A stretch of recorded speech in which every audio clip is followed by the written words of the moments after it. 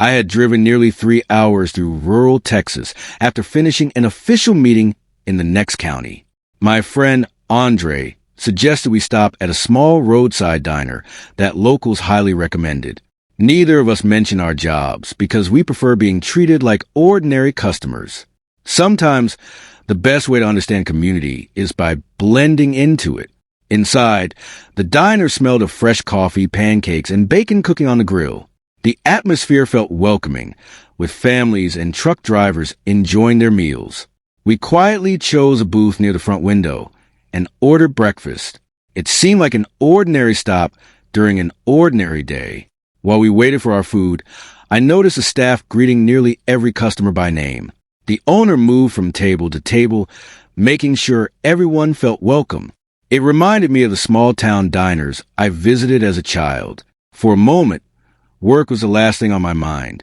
Just as breakfast arrived, a uniformed police officer walked through the front door. The room became noticeably quieter as he looked around the restaurant. At first, I assumed he was simply stopping in for coffee. I had no reason to expect anything unusual. The officer slowly approached our table and asked several routine questions. I answered politely and respectfully, expecting the conversation to end there. Instead, his tone suddenly became far more confrontational than necessary. Several nearby customers quietly stopped eating to watch. I calmly asked if there was any specific reason for the interaction. The officer simply repeated that he wanted us to leave the restaurant immediately. The diner fell completely silent as everyone listened. Even the owner looked surprised by the situation. Rather than argue, I politely asked whether we had violated any law or diner policy.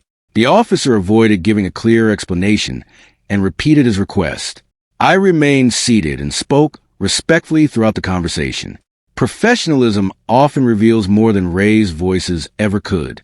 Linda stepped forward and quietly explained that we had been courteous customers from the moment we arrived.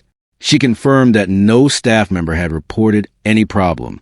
Her words made several customers nod in agreement. The tension inside the diner continued to grow. Without raising my voice, I reached into my jacket and made a brief phone call. I shared only our location and asked for assistance. Then I thanked the officer for his patience and returned to my breakfast. No one inside the diner understood what would happen next. Less than 4 minutes later, several black SUVs quietly entered the diner parking lot. Professionally dressed federal security personnel stepped out in an orderly manner. The conversations inside the diner stopped as everyone looked to the front windows. The officer slowly turned toward the parking lot, realizing something unexpected had just arrived.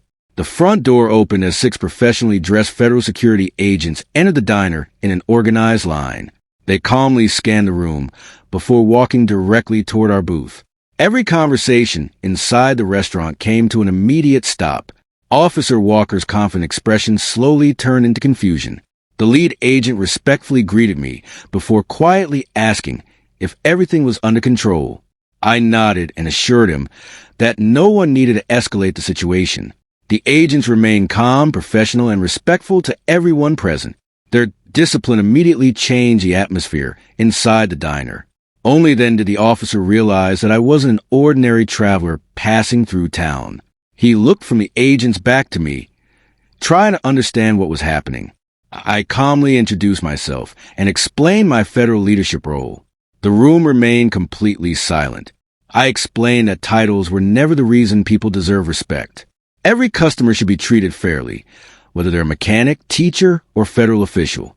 Real professionalism doesn't depend on someone's position or appearance. Several customers quietly nodded in agreement. Linda thanked everyone for remaining calm and offered to replace our now-cold breakfast. I smiled and insisted on paying for every meal at our table. The tension slowly disappeared as conversations resumed. Kindness proved far more powerful than anger. Outside the diner, I spoke privately with the officer away from the customers. We discussed the importance of fairness, professionalism, and public trust. The conversation remained respectful from beginning to end. Everyone deserves an opportunity to learn from difficult moments. Later that afternoon, I requested that the department conduct a routine review of the incident. The goal wasn't punishment for its own sake, but accountability and improvement. Communities deserve confidence in the people who serve them. Transparency helps build that trust. A few weeks later, Linda received a letter thanking her for remaining calm and professional. Her willingness to speak honestly had helped clarify what really happened that day. She framed the letter behind the diner counter. It became one of the restaurant's proudest memories. Before leaving town, Andre asked if I ever grew tired of traveling without recognition. I smiled and said anonymity often reveals a person's true character. The most important lessons rarely happen inside boardrooms or offices. Sometimes they begin over a simple cup of coffee. As we drove away, I looked back at the little diner one final time. The experience reminded me that respect should never depend on status, wealth, or appearance. True leadership begins with treating every person with fairness and dignity. And that's a lesson worth carrying wherever the road leads.